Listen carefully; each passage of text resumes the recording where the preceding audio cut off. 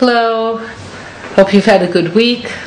This is going to be a question and answer session, and as always, it's L'iloi Nishmat Rachalei Bas Rav Chaim Tzvi. Okay, question 1. Could you give some good advice on ridding oneself of bad thoughts? Of course these thoughts are from the Yetzer Hara, but how does one eliminate them from oneself? For example, wanting bad of others, but at the same time wanting their good.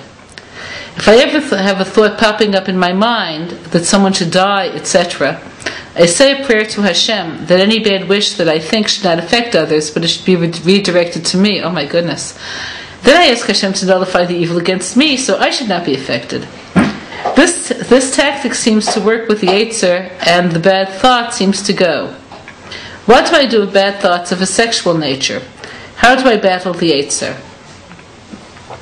There are two views about what to do with bad thoughts.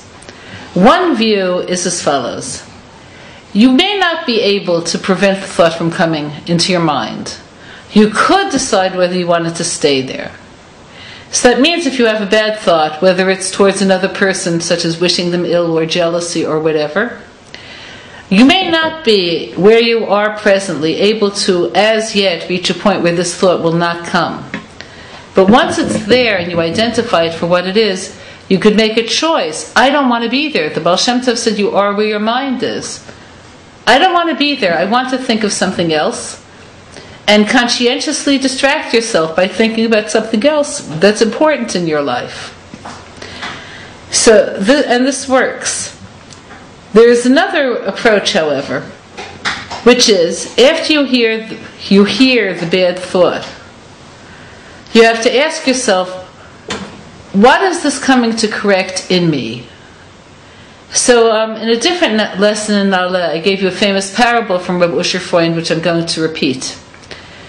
Once there was a man who died, and they buried him, and a tree began to grow right over his burial place.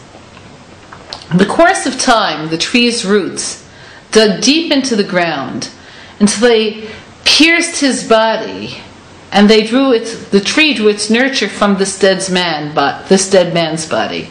The tree grew and grew, it became a large tree. Hashem judged this man and decided that he should come back to life. In his second Gilgul, he was a carpenter. One day, he's sitting in his shop. He had ordered wood to make more furniture. The wood merchant came. He had unfinished wood. There was a big trunk of a tree. Now this tree was the tree that was in essence him. It was only his life force that went into the tree. So he's deciding, do I want to make something out of this tree? It's old, it's bent, or maybe I should just discard it and get on to something else. So the meaning of this parable is that when Hashem causes us to confront something ugly, it's us. And you could either rectify it or you could discard it. So what I'm saying is, if you think ill of others, for instance, you have to ask yourself, well, where is that coming from? What do I have to fix in me? Let's say you're jealous of someone. Their life seems better than your life. They're connected and you're isolated. They're secure and you're insecure. They have a perfect marriage and your marriage is less than perfect. And you find yourself thinking, she has everything and I have nothing. And you notice it. Now, you may not notice it at first because thoughts are so ephemeral, but you notice it. And at that time, when you notice it, you have to ask yourself, I'm jealous of her life. Hashem is making me question something. How do I regard my own life? Do I see my own life as coming from Hashem? Do I look at my life with all of its problems and challenges? B'simcha? So you fix yourself. This would be the same thing with bad thoughts of a sexual nature. Again, there are two views. One is distract yourself.